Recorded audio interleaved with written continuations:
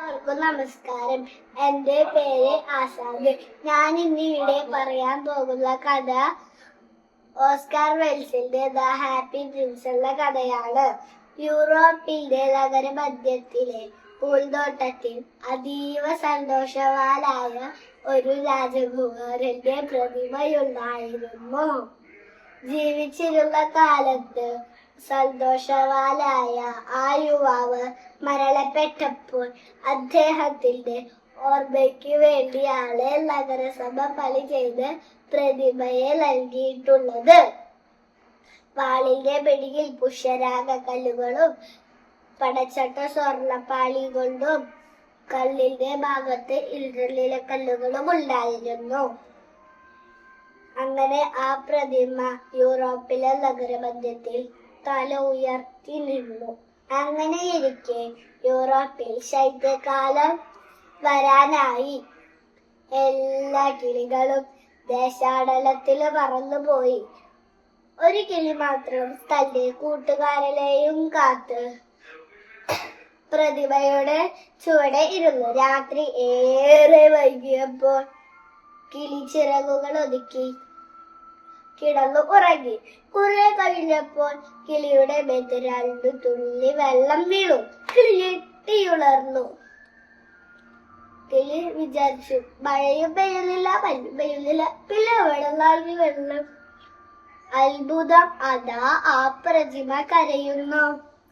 കിളി പറന്ന് ചെന്ന് തോളത്തിരുന്ന് ചോദിച്ചു, എന്തിനാ കുമാര കരയുന്നത്?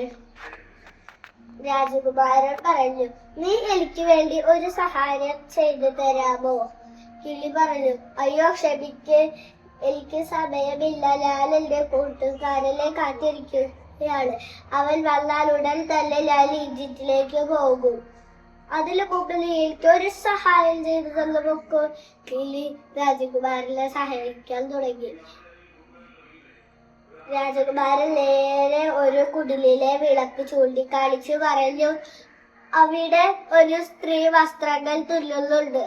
ആ സ്ത്രീയുടെ കുട്ടി പൊള്ളുന്ന പലിയായി കിടപ്പിലാണ്.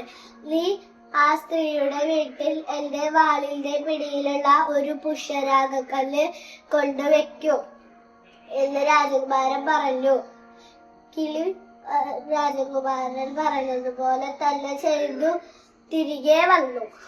കിളി രാജകുമാരന്റെ കോളത്തിരുന്ന് ചോദിച്ചു, എന്ത് നല്ല രാജകുമാരൻ. പിന്നീട് രാജകുമാരൻ പറഞ്ഞതു പ്രകാരം പടച്ചട്ടയിലെ സ്വർണപ്പാളികളും കല്ലിന്റെ ഭാഗത്തുള്ള ഇന്ദ്രനീല കല്ലുകളും തീരുന്നത് വരെ കിളി എല്ലാവരെയും സഹായിച്ചു. അവസാനം കിളി പ്രതിമയുടെ കാൽക്കൽ ചുവടെ വീണു മരിച്ചു. ഇത് കണ്ട പ്രതിമയുടെ ഹൃദയം പൊട്ടി പ്രതിമ തകർന്നു വീണു. പിറ്റേന്ന് നഗരസഭ വൃത്തിയാക്കാൻ വന്നവർ പ്രതിമ തകർന്നു കിടക്കുന്നത് കിളി മരിച്ചു കിടക്കുന്നതുമാണ് കണ്ടത്. അവര് അതൊക്കെ എടുത്ത് വേസ്റ്റിൽ തട്ടി. ഇതൊക്കെ സ്വർഗത്തിലെ ഒരു ദേവത കാണുന്നുണ്ടായിരുന്നു.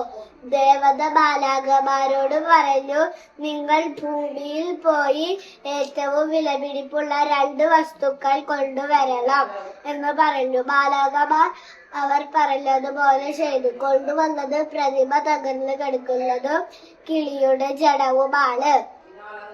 ഇതു കണ്ട ദേവതയ്ക്ക് സന്തോഷമായി. ദേവത ബാലാകമാരോട് പറഞ്ഞു, നമ്മൾ മറ്റുള്ളവരെ സഹായിക്കുമ്പോഴാണ് നമ്മളുടെ ജീവിതം മഹത്വമാകുന്നത്. എല്ലാവർക്കും കഥ ഇഷ്ടമായെന്ന് വിചാരിക്കുന്നു. നന്ദി, നമസ്കാരം.